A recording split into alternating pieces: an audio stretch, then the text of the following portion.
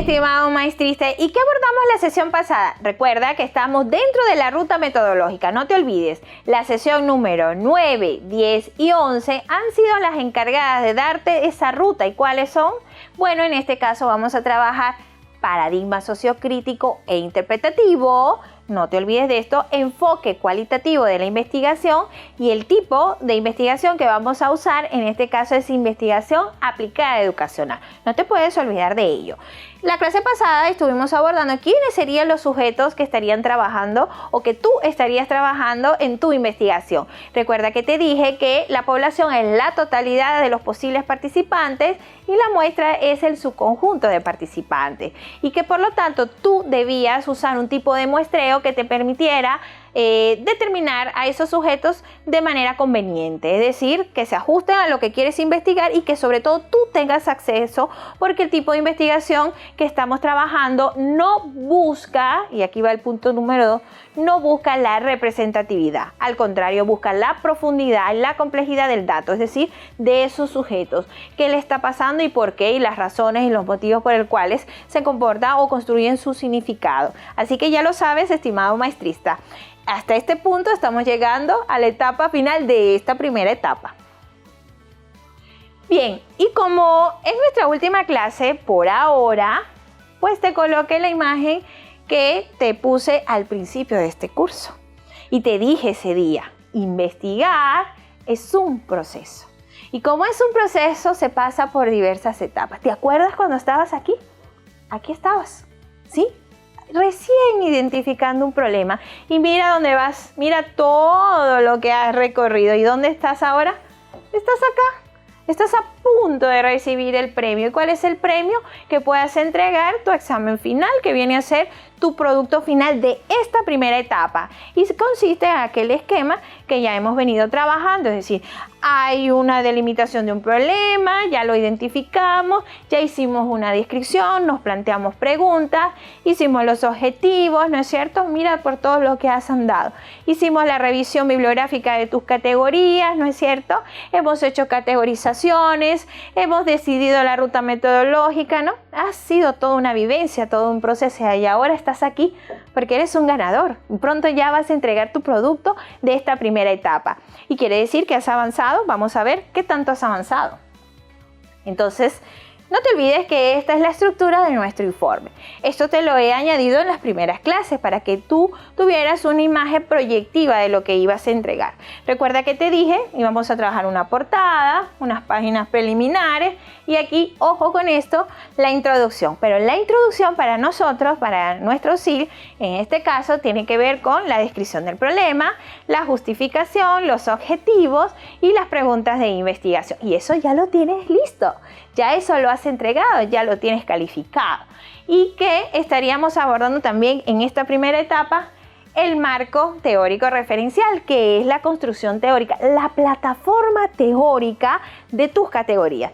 Y eso ya también los tienes. Ya has buscado los antecedentes de investigación, ya los tienes, ya tienes tus bases teóricas, ya tienes, por ejemplo, el significado etimológico de tus categorías, el enfoque teórico de esas categorías y ya tienes desarrolladas tus categorías y subcategorías. A esta altura, digamos, a este punto es importante y crucial para ti que veas que estamos culminando esta etapa. ¿Y qué nos está quedando? Nos está quedando diagnóstico de la necesidad, porque ahora tú vas a demostrar científicamente que esto es un problema, lo que tú estás trabajando.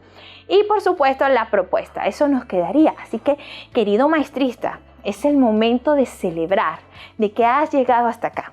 Mira lo que te queda poquito. Así que te felicito por llegar a este punto. Bien, y aquí no te olvides que vamos a apuntar.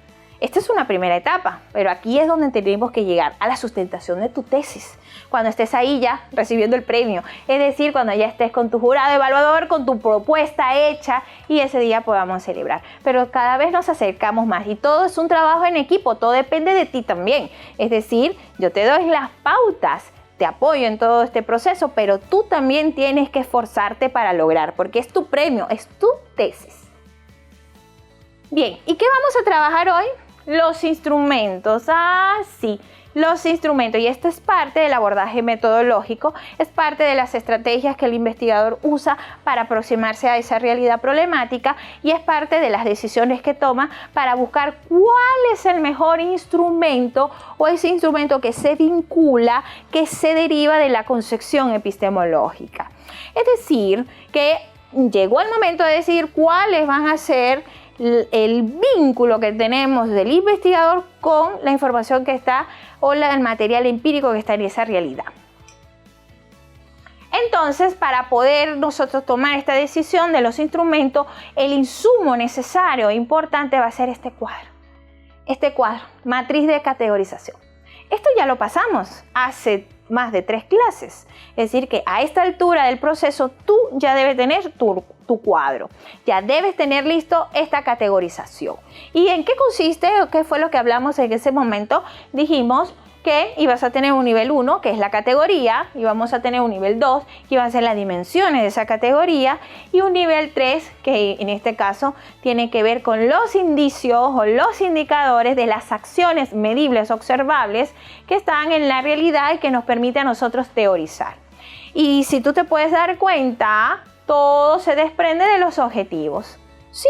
Entonces, este cuadro es fundamental para ti. Este va a ser el insumo para tomar la decisión del instrumento que vas a trabajar. Entonces, fíjate bien. Nivel 1, categoría. Nivel 2, subcategoría. Esto no es solamente mencionármelo, porque a veces pasa que dice, ya, voy a trabajar esta dimensión. Por ejemplo, si mi categoría fuese comprensión lectora, entonces las dimensiones serían lo que viene a ser los niveles de comprensión lectora, por ejemplo, nivel literal, inferencial y crítico. Y ya, ahí, no. Esto también necesita un desarrollo teórico, es decir, necesito que busques autores que también fundamentes tus subcategorías y que también las desarrolles en tu marco teórico. Es decir, que no es solo mencionarlas, sino también desarrollarlas. Y por cada subcategoría debes elaborar indicios o preguntas. ¿Qué quiere decir esto? Que podemos, si son los indicios, ver acciones donde se manifieste ese fenómeno para poderlo teorizar. O en este caso, como vamos a decidir los instrumentos, son las preguntas que le vamos a hacer a los sujetos de estudio. Y aquí un punto importante. Nosotros no le vamos a realizar cualquier pregunta. Todas las preguntas que vamos a trabajar tienen un fundamento teórico. ¿Y de dónde se derivan? De aquí, de la matriz. Por eso, mi querido maestrista, desde hace sesiones atrás te vengo insistiendo mucho en la elaboración de este cuadro. Este cuadro es fundamental porque nos va a garantizar la consistencia, la coherencia metodológica, y esto es fundamental para nosotros como investigadores. Recuerda que el proceso del conocimiento científico es un proceso sistemático y riguroso. Por lo tanto, debemos llevar paso a paso y todo debe estar fundamentado. Entonces, vamos a usar diversas técnicas y diversos instrumentos. Aquí es importante diferenciar la técnica propiamente del instrumento. El instrumento es en sí lo que vamos a aplicar a esa realidad, a esos sujetos. Pero por excelencia, digo por excelencia o preferencia, vamos a usar entrevista y vamos a usar la observación para trabajar bajo el enfoque cualitativo.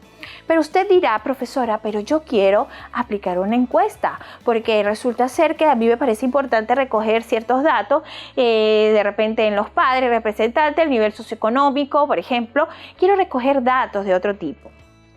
Perfecto, lo puedes hacer, es un tipo de instrumento y no pasa nada, digamos, nos arroja un dato más para interpretar. Tú puedes aplicar. Ya, pero si mi problema es la comprensión lectora de los niños, entonces, ¿qué necesitarías para determinar si verdaderamente ellos tienen un problema de comprensión lectora? Sí, una prueba. Correcto. Debes hacerle una prueba a los niños para demostrar que esto sí es una problemática. Entonces, digamos que el investigador tiene un abanico de instrumentos que puede hacer uso, pero debe decidir. Por eso te mencionaba clases atrás que la investigación es una constante toma de decisiones. Ahora te va a tocar elegir cuáles van a ser los instrumentos. Esto no quiere decir que sean los únicos, estos dos, sino que estos dos también lo vas a trabajar. Lo vamos a trabajar todos, pero vas a escoger otros más que seguramente se ajusten a tu investigación. Entonces, ¿qué es la entrevista? una conversación dirigida y planificada con el objeto de recabar información sobre un tema, ¿sí? Recoger datos.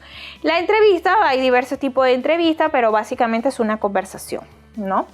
Y la observación, pues mirar, ¿no? Por registrar un conjunto de conductas, ¿no? A través de los sentidos podemos captar, o a través de este sentido podemos determinar comportamientos que se están dando o la forma como se están vinculando, relacionando los sujetos en el estudio. Y eso nos da un conocimiento necesario porque es un dato para nosotros interpretar. Bien, entonces hablaremos primero de la observación.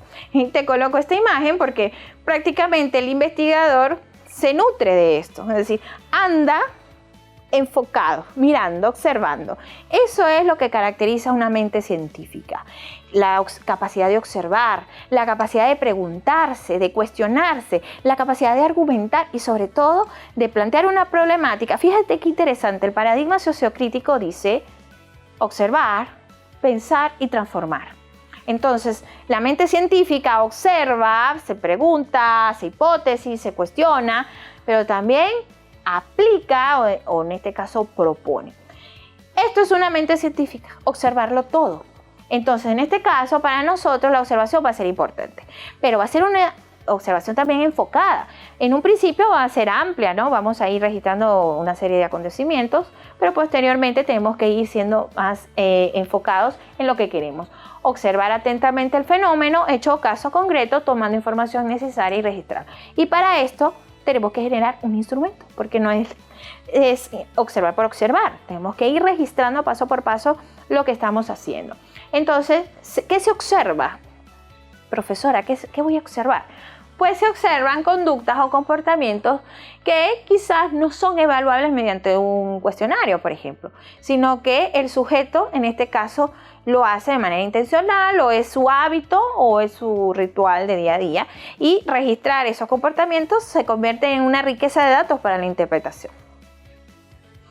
La entrevista, para nuestro caso, vamos a realizar una entrevista semiestructurada. ¿Por qué? Porque hay diversos tipos de entrevistas. Por ejemplo, tenemos la entrevista a profundidad o las entrevistas abiertas. Las entrevistas abiertas son conversaciones que no siguen una ruta establecida, ¿no es cierto?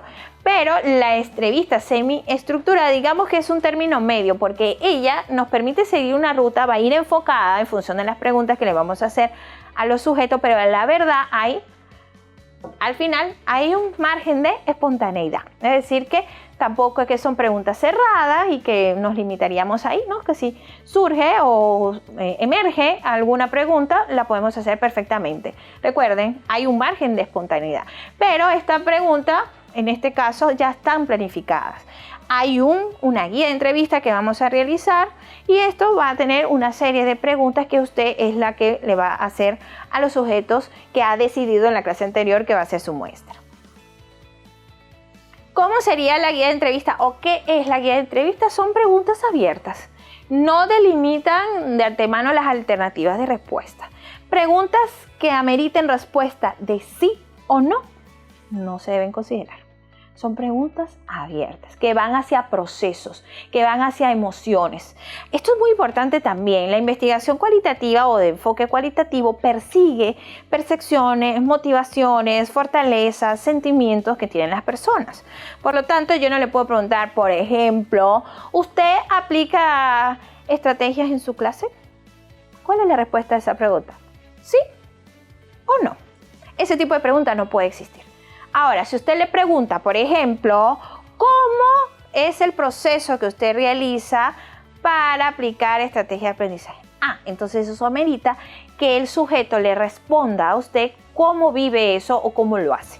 Entonces, nosotros, como entrevistadores, también nos tenemos que ir entrenando. ¿Por qué? Porque el investigador tiene esa capacidad de lograr que el otro arroje información valiosa para nosotros. No que responda un sí o un no, sino al contrario, que responda indicando un proceso, cómo lo hace, cómo lo vive, cómo lo siente y cómo cree él que lo está haciendo, ¿no? Ojo, no te olvides de este dato, va a ser fundamental para ti. Bien, ¿cómo sería en este caso un guión de entrevista? Fíjate bien, acá hay un tema de investigación que es estrategia metodológica, y te la subrayo porque recuerda ese 2, para mejorar las competencias digitales de los docentes del área de tal lugar, ¿no? En este caso, pues el diseño de esta guía de entrevista va a estar fundamentada, ¿recuerdas en qué? En la matriz de categorización, cuando se hicieron, en este caso, las dimensiones de ¿qué? De competencias digitales de los docentes, porque ese es tu C1. Como es tu C1, desde ahí que vas a hacer la derivación. De igual manera, va a tener dimensiones las estrategias metodológicas. Entonces, preguntas como esta, según tu experiencia docente, ¿qué importancia tiene para usted el manejo del sistema operativo en los procesos de enseñanza-aprendizaje? Ya ves, es una pregunta que no es respondida con un sí y un no. Y siempre preguntándole que de acuerdo a su experiencia y también qué importancia tiene, qué buscadores usa, cómo haces tal cosa, qué herramientas trabajas, ¿no? Son preguntas que dan pie para que el sujeto pueda responder un margen amplio dentro de su parecer. Que quede clara esta información. Bien, entonces, ya para ir precisando, no olvides que también debes garantizar o asegurarte de la calidad de este instrumento. Ojo, en clase pasada te mencionaba que este es el punto álgido de la investigación con enfoque cualitativo. Se duda de la rigurosidad, porque a veces parece que las preguntas son muy abiertas, no, pero no es así. También vamos a pasar por una validación de instrumentos nosotros. Aunque investigación cualitativa no se usa el término confiabilidad, en este caso, como se usa investigación cuantitativa, igual va a ser validado por expertos. Es decir, esta guía de entrevista, esta encuesta, esta prueba que usted vaya a realizar, siempre va a tener la mirada de un experto. Y eso nos va a garantizar la calidad del instrumento. Eso también nos garantiza otra perspectiva. Recuerda, tiene que tener adecuación, coherencia y pertinencia a las preguntas que usted realiza. Tiene que estar bien redactada y sobre todo tienen que preguntar lo que queremos saber. Y bien, mi querido maestrista, entonces no te olvides de revisar el material que estará siempre a tu disposición. En el Canva tenemos una serie de lecturas, tanto obligatorias como complementarias, que te van a servir y te van a ayudar mucho a elaborar tu trabajo de investigación. Querido maestrista, ahora te permito que revises los materiales y apunta cualquier duda que tengas, porque estamos aquí para apoyarte.